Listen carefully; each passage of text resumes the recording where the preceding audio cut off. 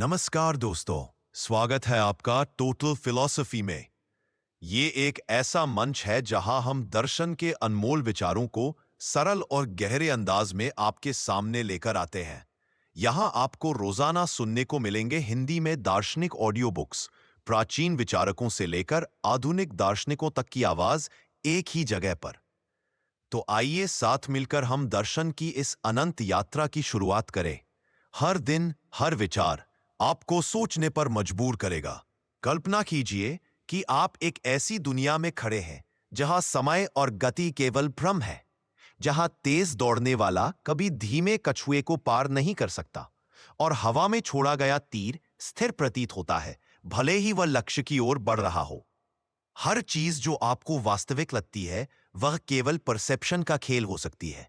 यही रहस्य हजारों साल पहले एक युवा दार्शनिक के मन में घूम रहा था।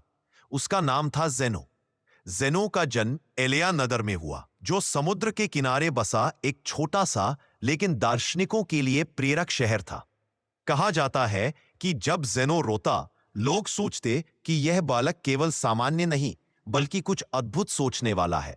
उसकी आंखों में जिज्ञासा की गहराई थी और मन में सवालों की झिलमिलाहट। उसका परिवार शिक्षा और दर्शन के महत्व को समझता था। बचपन से ही ज़ेनो अपने पिता और गुरु के मार्गदर्शन में तर्क, गणित और जीवन के रहस्यों को समझने लगा।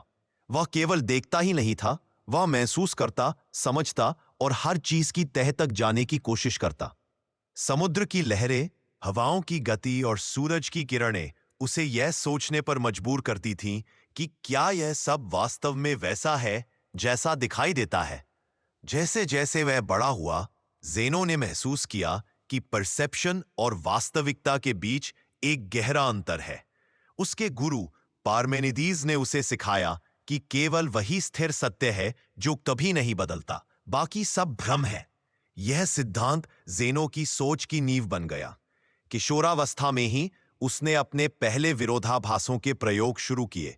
कछुआ और अखिलीस की दौड़ को उसने केवल खेल के रूप में नहीं बल्कि जीवन और गति की वास्तविकता को समझाने के लिए उपयोग किया।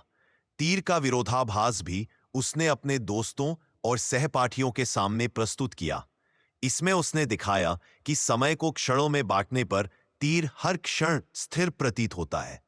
यह विचार सुनने में विरोधाभासी था, लेकिन हर समझदार श्रोता को यह सोचने पर मजबूर करता था कि क्या गति और समय वही है जो हम महसूस करते हैं। एलिया नगर उस समय राजनीतिक और सामाजिक परिवर्तन के दौर से गुजर रहा था। कुछ लोग ज़ेनो के विचारों से डरते थे और कुछ उन्हें चुनौती देने की कोशिश करते थे। कई बार उसे आलोचना का सामना करना पड़ा, लेकिन ज़ेनो ने कभी अपने सिद्धांतों और दर्शन से समझौता नहीं किया। एक बार नगर में एक सार्वजनिक बहस का आयोजन हुआ। ज़ेनो ने कछुआ और अखिलीस की दौड़, तीर का विरोधाभास और अनंत विभाजन के सिद्धांत को जनता के सामने प्रस्तुत किया। श्रोताओं को यह समझ में नहीं आया कि धीमा कछुआ तेज दौड़ाक से कैसे आगे निकल सकता है, लेकिन ज़ेनो ने सबूत और तर्क के माध्यम से इसे स्पष्ट किया और यहीं से उसकी प्रसिद्धि फैल गई। लेकिन आलोचना और विरोध भी बढ़ा। युवा अवस्था में ज़ेनो ने यह समझ लिया कि ज्ञान केवल अध्ययन तक सीमित नहीं होना चाहिए। वास्तविक अनुभव, जीवन के उदाहरण और प्राकृतिक घटनाएं भी विचारों और दार्शनिक सोच को मजबूत करती हैं। उसने समुद्र की लहरों, नगर की हलचल और लोगों के व्यवहार को ध्यान से देखा और इन्हें अपने विरोधाभासों और तर्क के प्रयोग में शामिल किया। इस समय ज़ेनो का जीवन न केवल दार्शनिक प्रयोगों से भरा था, बल्कि सामाजिक और व्यक्तिगत संघर्षों से भी। उसने महसूस किया कि ज्ञान की खोज में हमेशा बाधाएं आती हैं, लेकिन इन्हें पार करना ही वास्तविक समझ और सोच की दिशा में पहला कदम है। जैसे जैसे ज़ेनो बड़ा हुआ, उसके विचार केवल व्यक्तिगत चिंतन तक सीमित नहीं रहे। उसने महसूस किया कि उसके विरोधाभास और दर्शन नगर के लोगों के सोचने के तरीके को चुनौती दे सकते हैं। एलिया नगर में कुछ लोग व्यापार और सत्ता के लिए अपने स्वार्थ में व्यस्त थे। ज़ेनो के विरोधाभास उनके लिए असहज थे, क्योंकि ये उन्हें सोचने पर मजबूर करते थे कि जो वे सच मानते हैं वह वास्तव में वैसा नहीं हो सकता। नगर के कुछ प्रमुख नागरिकों ने ज़ेनो के विचारों को सार्वजनिक रूप से चुनौती देने की योजना बनाई। उन्होंने कहा कि यह युवक केवल भ्रम फैला रहा है और उसके तर्क समाज में अस्थिरता ला सकते हैं। लेकिन ज़ेनो ने कभी पीछे नहीं हटा। उसने अपने ज्ञान, अनुभव और विरोधाभासों के माध्यम से यह दिखाया कि सतही समझ हमें केवल भ्रमित कर सकती है और वास्तविकता हमेशा परसेप्शन से अधिक जटिल होती है। एक बार नगर में बहस का आयोजन हुआ जिसमें ज़ेनो ने कछुआ और अखिलीस की दौड़, तीर का विरोधाभास और अनंत विभाजन के सिद्धांत को जनता के सामने प्रस्तुत किया।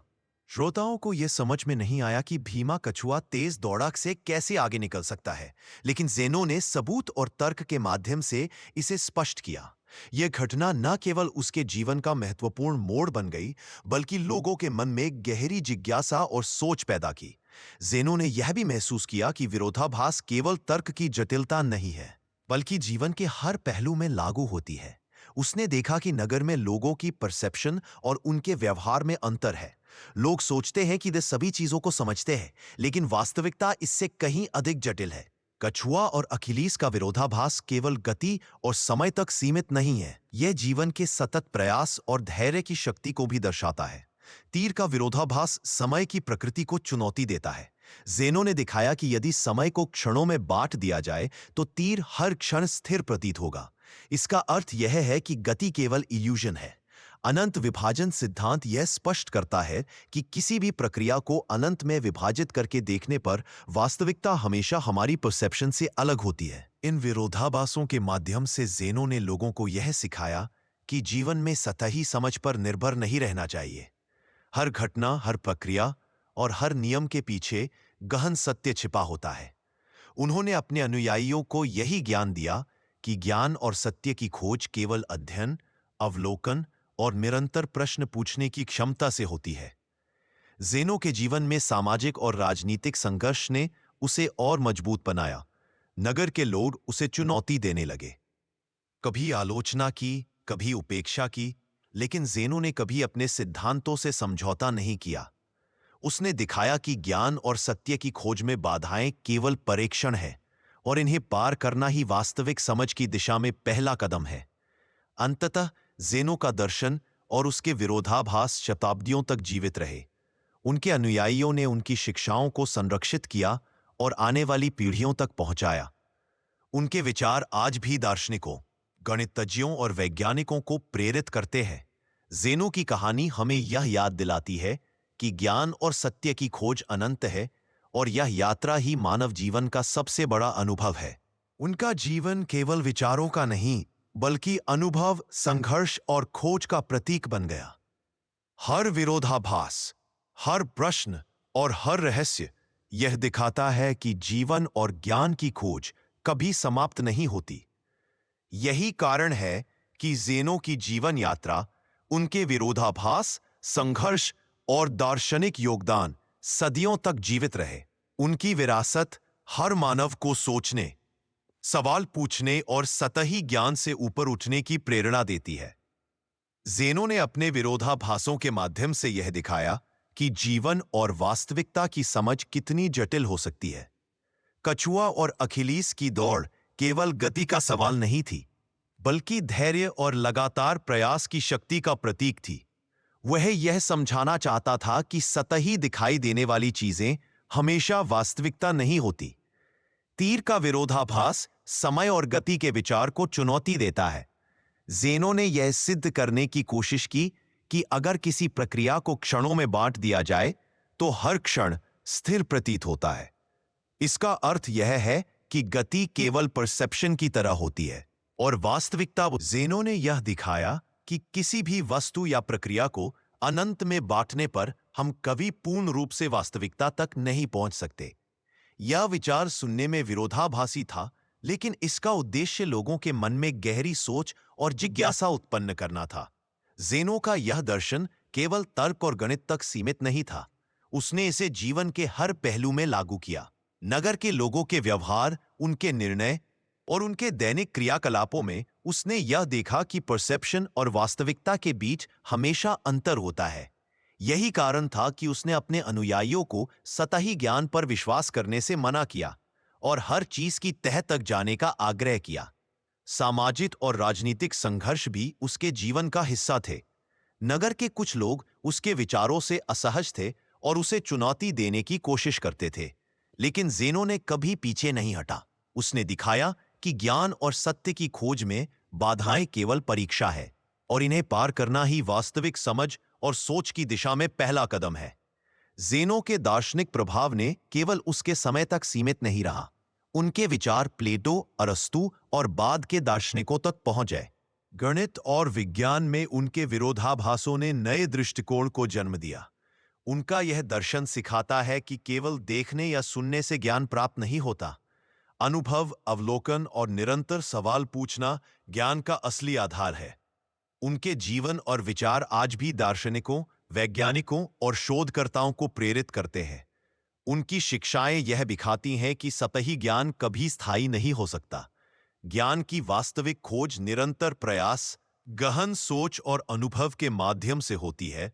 ज़ेनो ने अपने जीवन में यह सिद्ध किया कि हर विरोधाभास, हर सवाल और हर रहस्य हमें यह सिखाता है कि मानव जीवन की यात्रा केवल सतही समझ तक सीमित नहीं है। यह एक गहरी खोज है जो कभी समाप्त नहीं होती। यही कारण है कि ज़ेनो की विरासत सदियों तक जीवित रही और आज भी हर मानव के मन में जिज्ञासा और सोचने की प्रेरणा देती है। ज़ेनो के जीवन के अंतिम वर्षों में उनकी सोच और दर्शन ने परिपक्वता और स्थिरता हासिल कर ली थी। उन्होंने महसूस किया कि उनका उद्देश्य केवल विरोधाभास और तर्क के माध्यम से लोगों को चौंकाना नहीं है, बल्कि उन्हें जीवन और वास्तविकता की गहराई को समझने की दिशा में प्रेरित करना था। उन्होंने अपने अनुयायियों को यह सिखाया कि जीवन में सतही दिखने वाली चीजों पर विश्वास करना सरल है, लेकिन वास्तविकता के गहरे रहस्य को समझना ही मानवता का सबसे बड़ा प्रयास है।